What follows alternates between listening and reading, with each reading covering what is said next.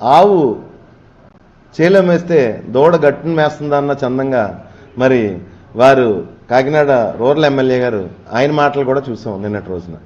చాలా దారుణంగా, చాలా సంస్కారహీనంగా మాట్లాడడం చూసాం మనం.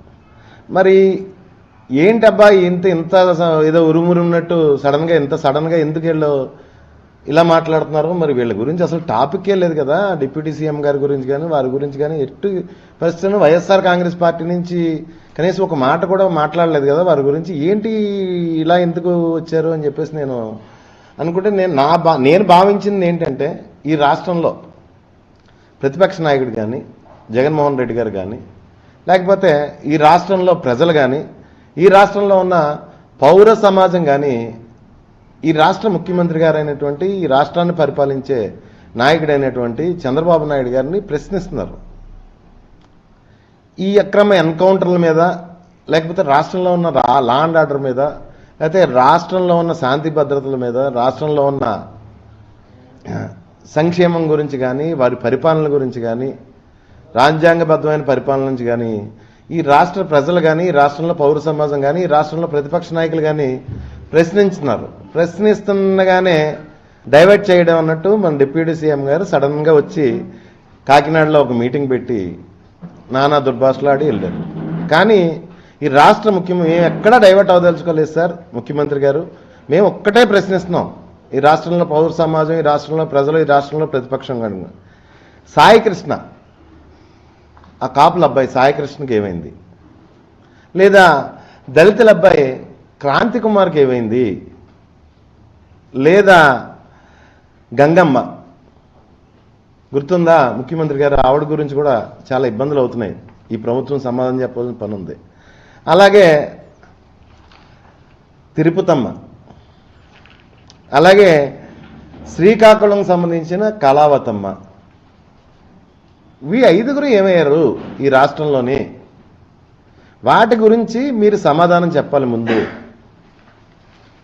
ఈ రాష్ట్ర ప్రజలకు కానీ, వైఎస్ఆర్ కాంగ్రెస్ పార్టీకి కానీ, అందరికీ కూడా, ఈ రాష్ట్రంలో ఉన్న అందరికీ కూడా మీరు సమాధానం చెప్పాలి. ఈ తిరుపతమ్మకి ఏమైంది, కళావతమ్మకి ఏమైంది, సాయి కృష్ణకి ఏమైంది, క్రాంతికి ఏమైంది, క్రాంతి కుమార్కి ఏమైంది, గంగమ్మకి ఏమైందని వీళ్ళు శవాలు కూడా కనపట్టలేదే. లాకప్ డెత్లు అయ్యి శవాలు కూడా కనపట్టలేదు. అయ్యా మహిళలయ్యా, ముగ్గురు వెనకాల ముగ్గురు ఆడవారు.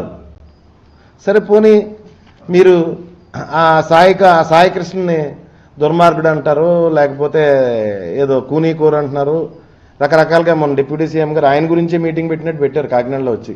ఓన్లీ సాయి కృష్ణ అన్న అతను దుర్మార్గుడు అని చెప్పడానికి వచ్చి మీటింగ్ పెట్టినట్టు పెట్టారు కాకినాడ వచ్చి. మరి రకరకాలుగా మాట్లాడుతున్నారు. మరి వారి అక్క ఆయన సాయి కృష్ణ కుటుంబ సభ్యులు ఏమన్నారు? 2 కేసులు ఉన్నాయండి మా అబ్బాయి మీద అని చెప్పేసి అన్నారు. మీరు డిప్యూటీ సీఎం గారు వచ్చి 23 కేసులు అన్నారు. సాయి కృష్ణ దుర్మార్గుడే, క్రాంతి కుమార్ దుర్మార్గుడే, మరి గంగమ్మ, నాకు వాయిస్ నోటంటే మాట రావట్లేదు, తిరుపతమ్మ, వీళ్ళందరూ కూడా దుర్మార్గులే అనుకుందాం. కానీ వీళ్ళ శవాలు కానీ, మరి లేకపోతే సాయి కృష్ణ వాళ్ళ అమ్మ అడిగినట్టు బూడిదన్నా ఇవ్వాలి కదా సార్ మీరు ముఖ్యమంత్రి గారు. వాళ్ళ తల్లి ప్రశ్నించినట్టు బూడిదన్నా ఇవ్వాలి కదండి ఈ రాష్ట్ర ప్రజలకి. మీరు డైవర్ట్ చేస్తానంటే ఎలాగా? ఈ రాష్ట్ర ప్రజల్ని మీరు కన్న బిడ్డల్లాగా చూసుకోవాలి. అలాంటిది మీరు పిల్లల్ని చంపేసి, స్టేషన్లో చంపేసి బూడిద కూడా ఇవ్వకపోతే ఎలాగండి? వాళ్ళు బూడిదే కదా అడుగుతున్నారు. మా కేసు వద్దంటున్నారు, ఏం వద్దంటున్నారు? బాబు బూడిద ఇచ్చండి ముఖ్యమంత్రి గారు. దానికోసమని పవన్ కళ్యాణ్ గారు వచ్చి పెద్దలు అందరూ మాజీ మంత్రులు, పెద్దలు బొత్స సత్యనారాయణ గారి గురించి కానీ అయితే, లేకపోతే పద్మనాభం గారి గురించి, నాని గారి గురించి, గీత గారి గురించి, మన కన్నబాబు గారి గురించి, రాంబాబు గారి గురించి, ఎందుకు సార్ ఇవన్నీ? మమ్మల్ని తిట్టుకుంటే తిట్టుకోండి, కానీ ఆవిడ తల్లి అన్నట్టు బూడిదైతే మట్టుకు ఇవ్వండి సార్. మేము ఎక్కడ టాపిక్ డైవర్ట్ చేయదలుచుకోలేదు. మీరు సడన్గా వచ్చి మీటింగ్లు పెట్టేసి మమ్మల్ని తిట్టేసి వెళ్ళిపోయినా ఈ రాష్ట్ర ప్రజలు కూడా కొద్దిగా అవగాహనతో ఉన్నారు.